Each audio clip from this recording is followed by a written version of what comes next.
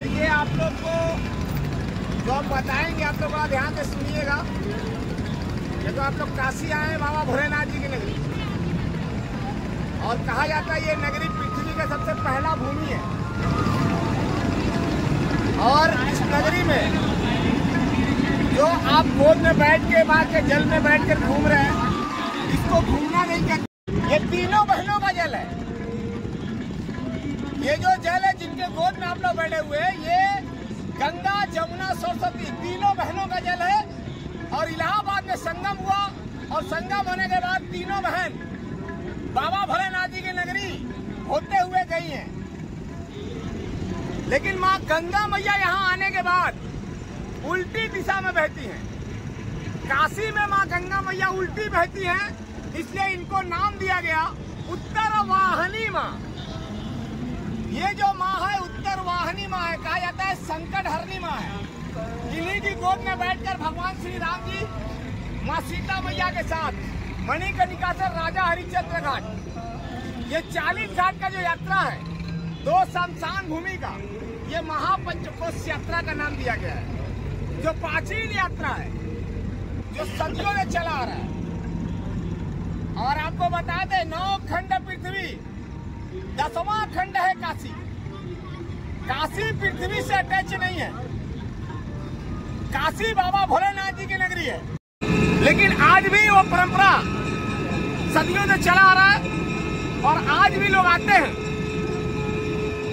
कोई होटलों में, कोई मठों में, कोई आश्रमों में, और जिसके पास हैसियत है वो अपना मकान खरीद कर अपने बुजुर्गों को काशी में रखता है। और जब वो गुजर जाते हैं, उनका अंतिम संस्कार करके चले जाते हैं। इंडिया के हर कोने से लोग आते हैं। और ये जो घाट आप देख रहे हैं,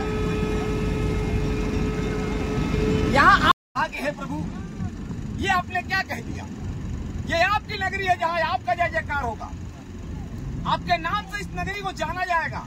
धीरे चांस किसी को नहीं मिला। जब किसी को नहीं मिला तो डर के मारे सभी लोग यहीं पे बैठे थे। उन्हीं के बीच में उठे विष्णु भगवान, जिन्होंने अपने चक्र से कुंड बनाया था। वो उठे और विष्णु भगवान तुरंत कछुआ का रूप धारण किए। कछुआ जानते हैं आप लोग?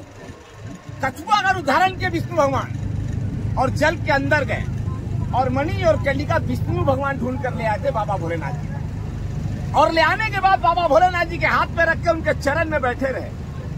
जब बाबा भोलेनाथ जी प्रसन्न हुए, माँ गौरा पार्वती जी खुश हुई, तब विष्णु भगवान हाथ जोड़ के प्रार्थना किए कि हे प्रभु, ये मणि और कलिका आप अपना ले लीजिए, लेकिन काशी को अपने श्राप से मुक्त कर दीजिए। अपने श्राप से, क्योंकि अपनी माँ का कहना कभी टालता नहीं था। हर जगह लेकर जाता था, हर जगह दर्शन कराता था अपनी माँ को। लेकिन जब काशी लेकर आया तो उनके माँ का दर्शन नहीं हुआ। 5 घंटे लाइन में खड़ी थी, बुजुर्ग थी, वो थक कर चली आई। और उन्होंने अपने पुत्र से कहा कि बेटा, तूने आज तक मेरा कहना नहीं टाला है।